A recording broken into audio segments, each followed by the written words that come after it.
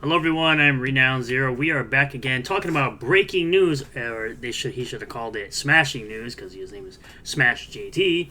This comes to us from Smash JT. Says, breaking, Alyssa Mercunte is leaving Kotaku. From the sounds of it, she was pushed out but trying to make it sound amicable. Last I checked, you don't just up and leave a position that you're happy or successful in to pursue some things coming down the pike.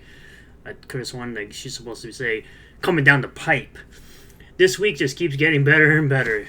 Yes, it does. It sure does. I'm wearing a proper shirt for it. Let's get it. Now we'll get further into this article here from SmashJT.com. It says Kotaku is burning down in the wake of a Trump victory. Kotaku's predicted downfall post-election shakeup proves gamers were right. And this was, of course, a picture from when she was challenging people to physically fight her. And then she backed out from going toe-to-toe with Vaughn Dark, and recently she challenged Melanie Mack to a fight.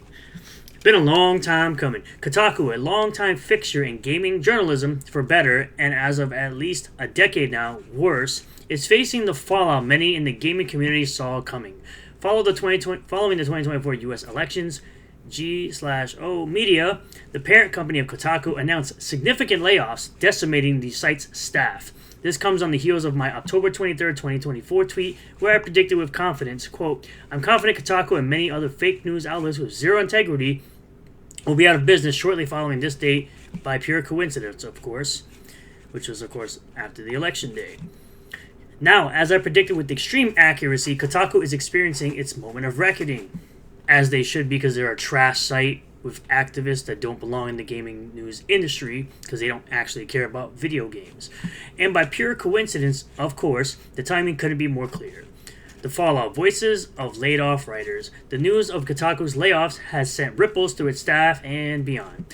Willow Rowe, yet another one of Kotaku's trans writers, quote unquote, took to social media saying, gotta take time to process and figure stuff out. But if you are a PR person, please keep in touch and maybe add my email in bio to your lists. I never even got to write an introduction post on Kotaku, let alone a goodbye post or partake in end-of-year conversations at the site. That crap was kind of a dream, not gonna lie. Sorry, stuff sucks and it's all hitting.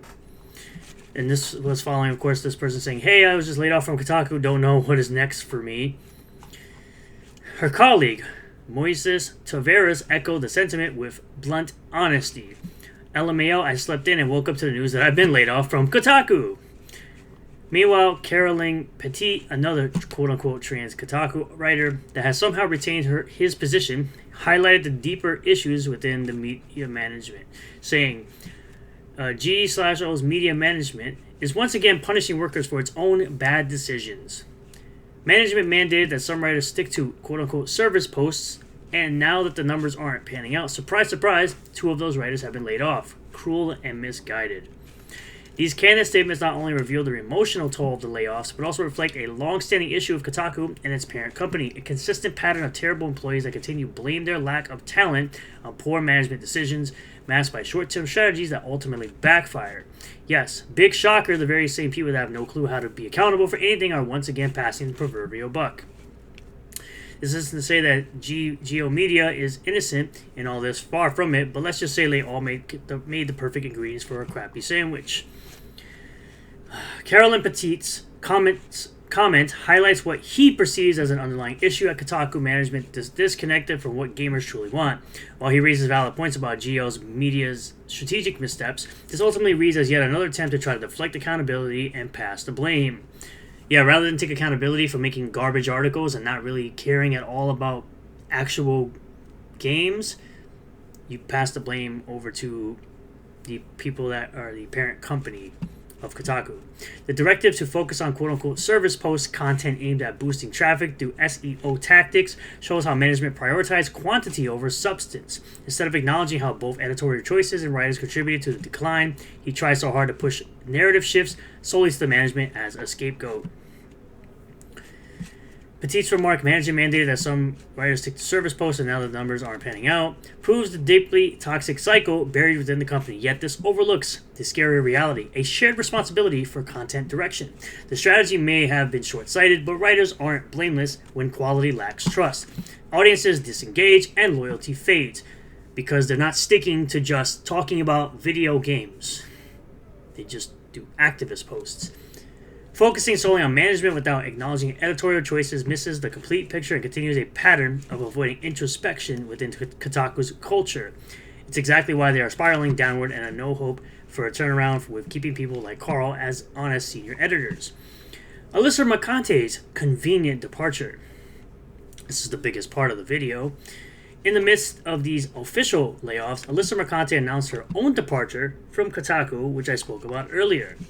While she tried her best to frame it as leaving on her own accord, the timing of her exit alongside the layoffs raises eyebrows. It's not really difficult to see this as a strategic move by management, either forcing her out quietly or allowing her to save face while other staff members were unceremoniously let go. The convenient timing proves that Kotaku was already bracing for more impact beyond just routine adjustments.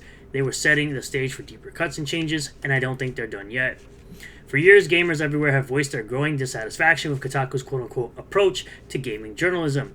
Criticized for its extreme emphasis on social politics over games and perceived out-of-touch takes, Kotaku lost the trust of so many in the gaming community. They were hiring activists to push agendas over gamers to push the industry forward. This erosion of trust was only exacerbated by the continued articles that many viewed as provocations designed to generate more controversy rather than provide genuine insight or entertainment for the reader. Pair that with how they were seemingly perfectly fine with their employees going after critics' families for daring to have an opposing opinion, you got yourself a problem. A consistent pushback, whether through dwindling engagement, social media criticism, or moving to other, more balanced sources of gaming news, signal the clear message change or face irrelevance. And it's interesting that she's taking a picture, she took a picture with Paris and Khalif Adams at Compulsion Games and Xbox. And doing a meeting in Canada, Sweet Baby Inc. is. As predicted, Kotaku's unwillingness to adapt and align itself with the core interests of its reading audience has culminated in its current state. Gamers want real journalism that reflected their interests, games, and culture, without feeling lectured or, more importantly, misrepresented. Kotaku, however, doubled down and then tripled down on its approach, creating a wide gap that could not be reconciled. The recent layoffs at Kotaku aren't just an unfortunate event, but a predictable outcome of a long-standing strategy that prioritized fleeting trends and poorly executed management mandates over quality journalism and reader trust. Writers like Carolyn Petit have tried to show the missteps taken by management, such as the push for quote-unquote service content that ultimately did not sustain the business. But the reality is it's the people that make the company shine, not the management. The layoff news, coupled with Mercunte's sudden departure, paints a very clear picture of a company desperately trying to survive without understanding why it's drowning. The downfall of Kotaku occurring right after the U.S. elections might sound to some like a pure coincidence, but to those who have been following the site's trajectory, it's just the inevitable conclusion of a brand that strayed way too far from its audience ever wanted. In the end, gamers aren't surprised to see Kotaku burn, as they have long rejected its path along the way down. And as I said, if I check over here on Twitter from, I believe, Old Man Grim, I believe he was the one that put this post out. Let me just see. Where is it here? Where is it? Here. She quit Kotaku. We told you she was setting something up with all her quote-unquote streaming sessions. Something tells me after her relationship ended, she couldn't afford her brownstone, and Brooklyn is likely moving back with her parents, and the commute is far too far for her or something. Hire the Willow Row, support independent media, fight misinformation. Yeah, okay. But again, she also, I believe, is supposed to be in a picture with Kim Miller. Progress blocked. Jeez. Yeah, coincidence indeed.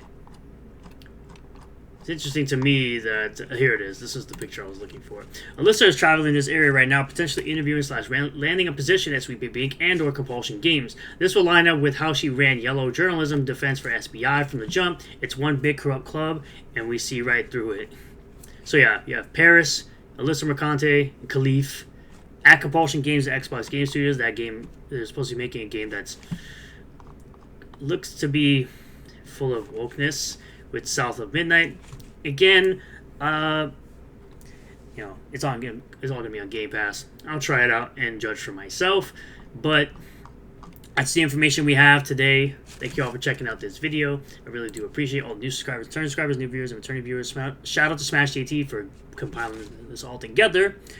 Appreciate y'all for watching. Comment below if you feel about this. Subscribe for more content. Hit the bell for notifications. Set the bell to all. That way you get a notification anytime I post a new video. Go live on this channel. And I'll see you all in the next one. Peace.